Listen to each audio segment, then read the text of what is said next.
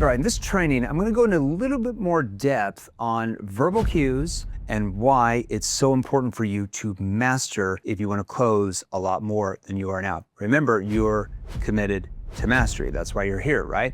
Okay, so write this down. This is a writer downer. So verbal cues are basically sounds out of your mouth while the prospect's talking. So when you ask a question and they're talking, to show that you're actually listening to them, that you're present in the situation. Because have you ever been on a phone call and you start telling somebody like a deep problem that you have, and 2 minutes later, you don't hear anything on the other end the whole time you're talking, and you say, hello, are you still there? It's because they don't know how to use verbal cues to show that they're present in the conversation. Now, verbal cues, we also use them to bridge from question to question. This is extremely important. So bridging means I'm transitioning from question to question. I don't want to ask a question, they answer, then I sit back and say, okay, all right, gotcha.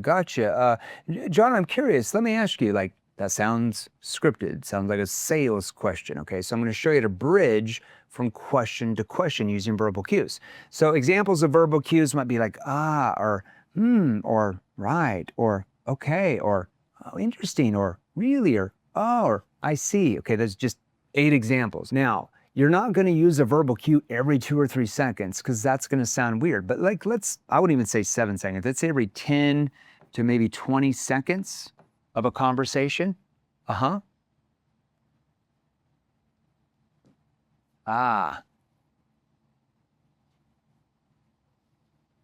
Okay. Really? And I'm kind of exaggerating that, probably 10 to 20 seconds before I use a verbal cue, okay? That's what I mean by that. Now, bridging, this is why this is so important, because if you don't bridge from question to question, you're gonna sound scripted, and especially when you're asking situation questions, if you don't use verbal cues, your prospect is gonna feel like you're interrogating them, because the questions you ask in most of situation questions are more factual-based questions. You're finding out the facts, okay? Last 1 or 2 of our situation questions, we're going to start to see doubt, but you don't want to sound scripted, all right? So you don't want to say at the end of when the prospect answers like, okay, cool, or right, or okay, awesome. I see a lot of salespeople do that. Prospect answers, awesome. Let me ask you, it just sounds unnatural. You want to make the prospect feel like they are talking to their best friend, and a best friend would probably not say at the end of them saying something back to you, okay, cool, right, gotcha. Let me ask you, Jane.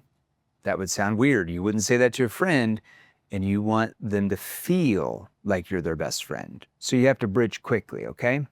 All right, so that's verbal cues, bridge. So we're gonna take a verbal cue.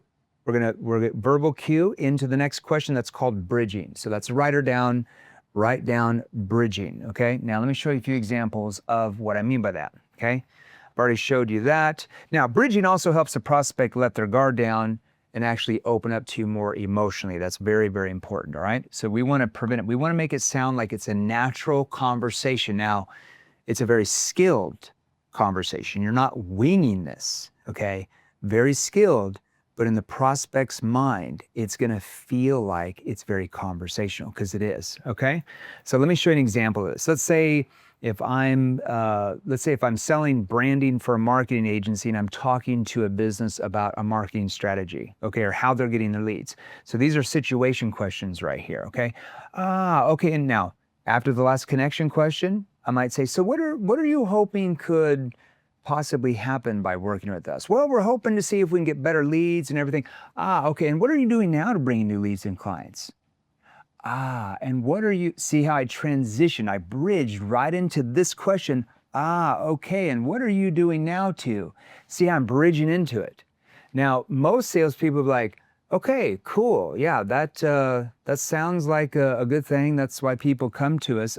Let me ask you, I'm curious, what are you doing now to generate new leads and clients? It just sounds awkward, it sounds scripted, okay? So let me go back to that last connection questions. I might say, so what are you hoping could possibly happen by working with us? Or what are you hoping could happen by possibly working with us? I'm still neutral. Well, we're hoping to get better leads and a higher quality so our salespeople can actually get a hold of them and we call them.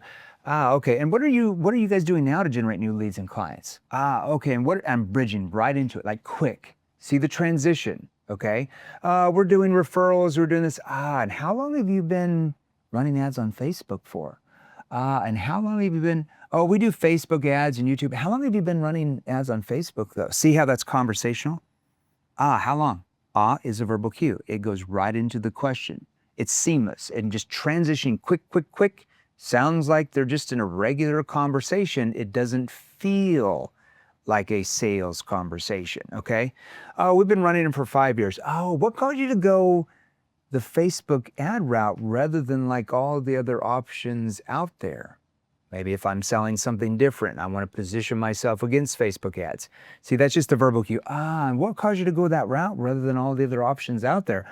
Oh, interesting. Because, yeah, we typically don't see companies of your size go that route. What caused you to go the Facebook ad route rather than all the other options out there? See, that might seed doubt if maybe I'm selling direct mail or something like that. So I'm going to position myself against social media. It just depends on what you sell. If you need more help on there should be a link down below, or you can always text me if you have the number. If you need more help from one of our specialists, or if you're looking for more industry-specific training, hope that helped you.